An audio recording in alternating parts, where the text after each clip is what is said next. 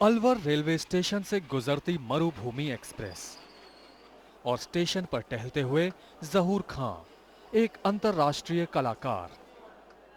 मगर क्या आप उनको पहचान सकते हैं? अलवर भीड़भाड़ से दूर है, बहुत दूर।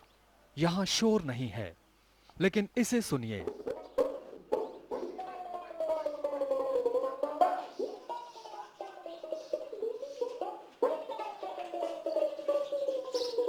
जहूर खां मेवाती अपने बेटे और पोते के साथ बैठे हैं। वो अपनी परंपरा को अगली पीढ़ियों को सौंप रहे हैं। भपंग कई दूसरे वाद्यों से अलग है, इसीलिए इसकी पहचान भी अलग है, और जहूर खां की भी।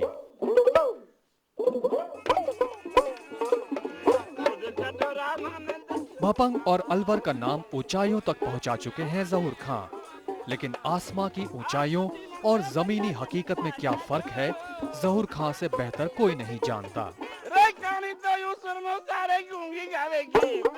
जहूर का सफर शुरू हुआ राजस्थान के एक छोटे से गांव में। नन्ना जहूर दिन भर बैठा भपंग बजाता रहता। वो भपंग जो उसकी 18 पीढ़ियां बजाती आ रही थीं। लेकिन पेट परंपराओं से नहीं भरता। परिवार चलाने के लिए जहूर अलवर आ गए और एक बीड़ी के प्रचार के लिए भपंग बजाने लगे। यही जहूर की जिंदगी का सबसे बड़ा मोड़ था। फिल्म शूटिंग के लिए आए कुछ लोगों की नजर जहूर पर पड़ी। यहाँ से बात करके गाड़ी लेके आए थे, चौड़ा रास्ता था। वक्त का बहाव जहूर के मुताबिक था।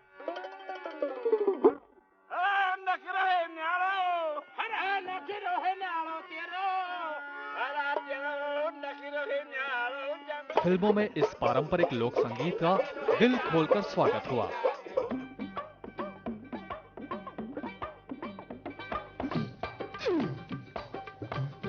भपंग निराली थी, जहूर खां के हाथों में परंपरा का जादू था, और हर तान में हमेशा के लिए कुछ नया ढूंढने वाली फिल्म इंडस्ट्री को नयापन मिला भी।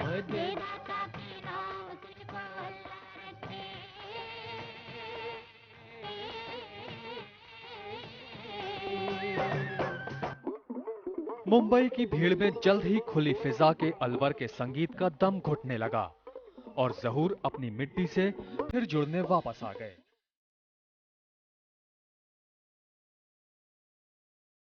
शायद यही जहूर खां की एक भूल थी।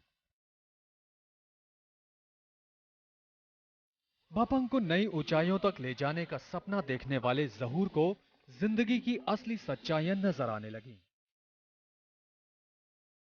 अब हर दिन एक संघर्ष बन गया। खत्म होती भपंग को नई जिंदगी देने का ख्वाब देखने वाले जहूर खां को अपना चूल्हा जलाने के लिए कई मुश्किलें पेश आईं। सब मतलब के बेमतलब कोई अड़े ना, सारी मतलब की संसार बेमतलब कोई अड़े ना।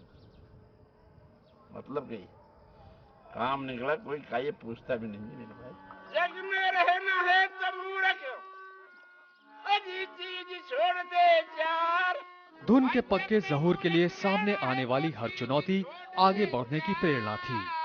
हर चोरी चुगली जामुनी मत देख बड़ाई ना।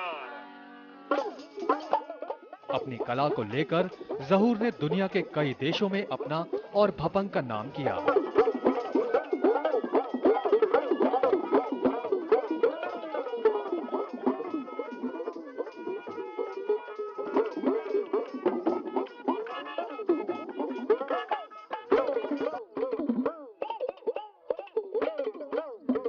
भपंग को बचाने और अपनी विरासत को आगे बढ़ाने के लिए जहूर ने अपनी अगली पीढ़ियों को भपंग बजाने की कला सिखाई। जहूर के बेटे फारूक ने तो इस कला को बचाने के लिए अपनी नौकरी तक छोड़ दी। कहे किससे, गुस्सा तो खूब आता है, मगर कोई सुनने वाला हो जाए ना।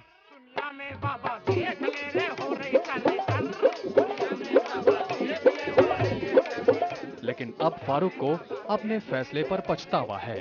धन दौलत नहीं चाहिए कलाकार को, मगर दोनों चीज मिला के ऐसा हो कि घर का गुजारा भी चल जाए और लोक कला भी बची जाए।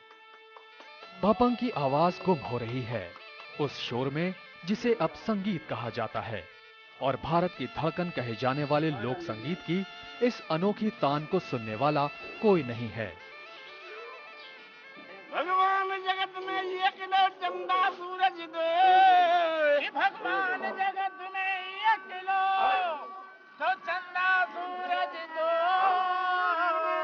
पाप रोए जाग तो धर्म गयो है। फिलहाल जहूर खान ने अपने पोते तक इस परंपरा को बढ़ा तो दिया है, लेकिन जरूरी नहीं कि वो भी इसे कायम रखे। अब भपंग को जिंदा रखने का जिम्मा जहूर के पोते यूसुफ का है, लेकिन यूसुफ के नाजुक कंधे हालात से लड़ते लड़ते कहीं थक तो नहीं जाएंगे? कहीं भपंग भी गुमनामियों के उन अंधेरों में तो नहीं खो जाएगी जहां भारत की कई महान कलाएं और कलाकार चले गए?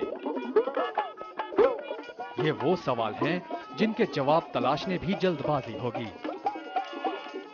लेकिन अगर इनके जवाब वक्त रहते नहीं ढूंढे गए तो शायद बहुत देर हो जाएगी और कला का ये एक पन्ना इतिहास में ही कहीं दफन हो जाएगा। वो दिल से जिस मोहब्बत की तेरी वो आए, वहाँ दे नजर मुझको तू ही तू आए, उन्हीं के काम इलाही मेरा लहू आए, रंगे जो हाथ लहू में वफा की लहू आए, मजा तो सोबत तेरे ना गए वाइस, सदा हम पियो तेरे